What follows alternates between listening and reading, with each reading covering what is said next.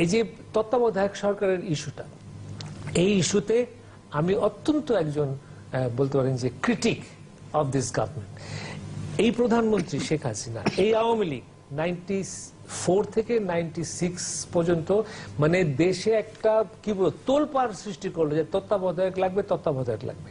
এবং প্রথম দিকে আমি নিজেও ব্যক্তিগতভাবে কিন্তু ভাবলাম যে এটা আবার কি ব্যাপার, এটা কোনোদিন শুনি নাই, কোনো রাষ্ট্রে নাই। কিন্তু পরবর্তীকালে এই কথা আরো শুনলাম, এবং আরেকটা কথা শুনতাম তখন যে জনগণ হচ্ছে সংবিধানের জন্য না, সংবিধান হচ্ছে জনগণের জন্য।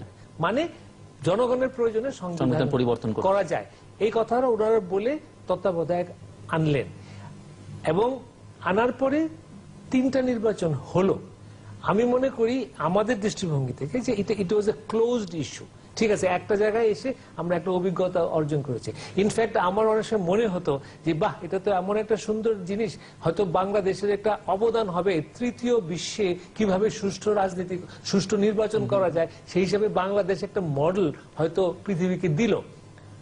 তারপর হঠাৎ দেখি যে শেখ হাসিনা ক্ষমতায় এসে একবার ফুট করে উনি কি ব্যাপার যে তত্ত্বাবধায়ক সরকার এখন জনগণ চায় না। কে ওনাকে বললো জনগণ চায় না? উনি কয়জনকে জিজ্ঞেস করলেন?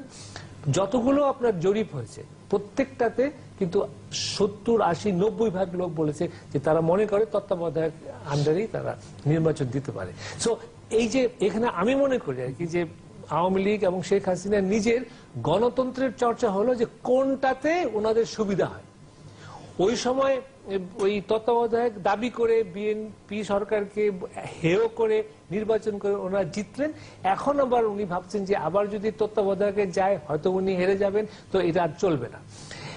একবারও ওনারা কিন্তু এটা নিয়ে কোনো আলোচনার কথা বলে না। পার্লামেন্টে ওটা ওনারা অ্যামেন্ডমেন্টটা পাশ করে তখন অপোজিশনকে বলতেছেন আসেন আলোচনা করি, প্রয়োজন হলে আবার বদলাবো। ওনারা বলেন যে সংবিধান সংশোধন কমিটি করেছিলেন, সেখানে আলোচনার জন্য ডাকা হয়েছিল, বিরোধী দল যায়নি, অন্যান্যরা গিয়েছিল। হ্যাঁ, বাট ওইটা কিন্তু একটা জানার ব্যাপার আছে। ওই যে সংবিধান সংশোধনী কমিটি করেছিল, ওরা তো প্রায় 1 বছর মিট করেছে। তারা কিন্তু কখনো তত্ত্বাবধায়ক সরকার নিয়ে আলোচনা করে নাই।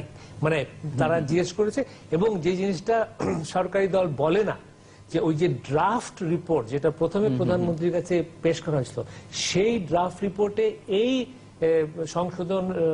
সংশোধনীয় কমিটি বলেছিল যে তত্ত্বাবধায়ক রাখা উচিত।